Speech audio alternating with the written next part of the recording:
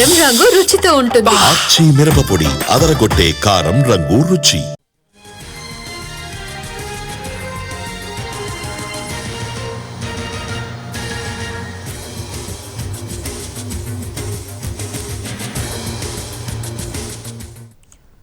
కేంద్ర జలశక్తి మంత్రి సిఆర్ పాటిల్ నేతృత్వంలో ఏపీ తెలంగాణ సీఎంల సమావేశం జరగనుంది. మధ్యాహ్నం 2:30 గంటలకు జలశక్తి మంత్రిత్వ శాఖ కార్యాలయంలో ఈ సమావేశం నిర్వహించనున్నారు. గోదావరి, కృష్ణా నదీ జలాల వినియోగం, నీటి కేటాయింపులు, ప్రాజెక్టుల నిర్మాణాలు, ప్రతిపాదిత ప్రాజెక్టులకు కేంద్ర అనుమతులతో పాటు పలు కీలక అంశాలపై ఇరు రాష్ట్రాల సీఎంలతో కేంద్రం చర్చలు జరపనుంది. ఏపీ ప్రతిపాదించిన బనకచెర్ల ప్రాజెక్టుతో పాటు గోదావరి నదీ జలాల వినియోగం కోసం తెలంగాణ ప్రతిపాదించిన ప్రాజెక్టులపై ఈ సమావేశంలో చర్చిస్తారు. గోదావరి నదిలో నీటి లభ్యత, ఇరు రాష్ట్రాల మధ్య నీటి పంపకాలను పరిష్కరించేందుకు కేంద్రం ప్రయత్నిస్తోంది.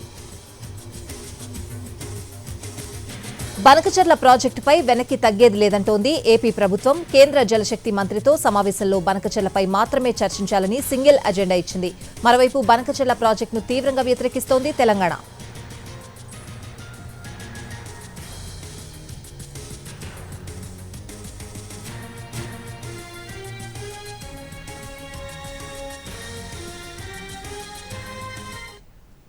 కేంద్ర జలశక్తి మంత్రి సిఆర్ పాటిల్ నేతృత్వంలో ఏపీ తెలంగాణల సీఎంల సమావేశం జరగనుంది. మధ్యాహ్నం 2:30 గంటలకు జలశక్తి మంత్రిత్వ శాఖ కార్యాలయంలో ఈ సమావేశం నిర్వహించనున్నారు.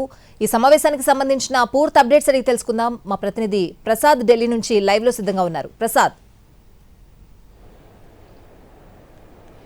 ఉభయ తెలుగు రాష్ట్రాల మధ్య ఉన్నటువంటి జల వివాదాలను, నదీ జలాల వివాదాలను పరిష్కరించేందుకు కేంద్రం చొరవ చూపించి ఈ సమావేశాన్ని ఏర్పాటు చేసింది. ఈ అత్యున్నత స్థాయి సమావేశంలో కేంద్ర జలశక్తి మంత్రి సిఆర్ పాటిల్ నేతృత్వంలో ఇరు రాష్ట్రాల ముఖ్యమంత్రులు కూడా పాల్గొంటారు. ఇరు రాష్ట్రాలకు చెందినటువంటి ఉన్నతాధికారులు కూడా పాల్గొంటారు.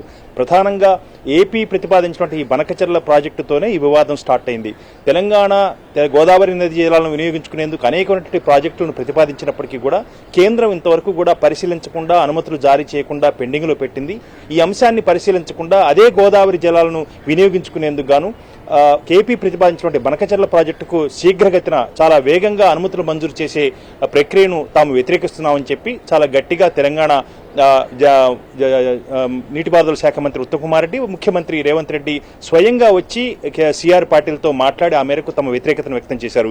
ఈ నేపథ్యంలో కేంద్రం జోక్యం చేసుకుని ఈ సమావేశాన్ని ఏర్పాటు చేసింది. ఈ సమావేశంలో ఇరు రాష్ట్రాలకు చెందినటువంటి అనేక సమస్యలను, అంటే ఏ రోజైతే సోమవారం నాడు ఈ నోటీసును పంపించింది ఇరు రాష్ట్రాలకు, పంపిస్తూ కూడా ఇదే రోజు సోమవారం సాయంత్రం వరకు కూడా మీ వాదనలన్నీ కూడా లిఖితపూర్వకంగా తయారు చేసి ఆ మేరకు ఇరు రాష్ట్రాలు కూడా పంచుకోవడంతో పాటు మీ రెండు రాష్ట్రాల యొక్క వాదనలను కేంద్ర జలశక్తి మంత్రిత్వ శాఖ కూడా పంపించాలని చెప్పి చాలా స్పష్టంగా నోటీసులో పేర్కొనడం జరిగింది. కాబట్టి అన్ని అంశాలు చర్చకు వస్తాయి. ఎజెండా ఎవరు కూడా దీన్ని ఖరారు చేసే అవకాశం లేదు. కేంద్రం జోక్యం చేస్తుంది కాబట్టి ఇరు రాష్ట్రాలకు చెందినటువంటి సమస్యలను విని దాన్ని పరిష్కార మార్గాలను కనుగొనేందుకు ప్రయత్నం చేస్తుంది. ప్రధానంగా తెలంగాణ చేసే వాదన ఈ రకంగా ఉండగా ఆంధ్రప్రదేశ్ కూడా చాలా స్పష్టంగా చెబుతుంది, గోదావరి నదీ జలాలు వృధాగా సముద్రంలో కలిసిపోతున్నాయి కాబట్టి నీటి ఎద్దడితో చాలా సతమతమవుతున్నటువంటి రాయలసీమకు ఈ నీరును పెన్నా బేసిన్కు పంపించేందుకు గాను ఈ బనకచెర్ల ప్రాజెక్టు ప్రతిపాదించాము. దాదాపు 85,000 కోట్ల రూపాయల అంచనాతో నిర్మించే ఈ ప్రాజెక్టు 45,000 ఎకరాల భూమిని సేకరించాల్సి ఉంది. ఇది రాయలసీమకు చాలా ప్రత్యేకంగా ఉపయోగపడుతున్న అంశాన్ని ఏపీ చెబుతుంది. కేంద్రం బనకచెర్ల ప్రాజెక్టును ఏమాత్రం కూడా వ్యతిరేకించలేదు, తిరస్కరించలేదు. కేవలం పునఃపరిశీలించాలని మాత్రమే పంపించింది. కాబట్టి ఈ అన్ని అంశాలను కూడా మరలా మేము కేంద్రానికి పంపిస్తాము.